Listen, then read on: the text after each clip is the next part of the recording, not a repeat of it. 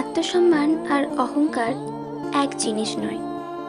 অহংকার মানুষকে অন্যের চেয়ে বড় ভাবতে শেখায়, আর আত্মসম্মান শেখায় নিজেকে কখনো ছোট হতে না দেওয়া। যে মানুষ নিজের আত্মসম্মানের মূল্য বোঝে, সে কারো ভালোবাসার জন্য নিজের মর্যাদা বিকিয়ে দেয় না, কারো স্বীকৃতি পাওয়ার জন্য নিজের চরিত্র বদলে ফেলে না।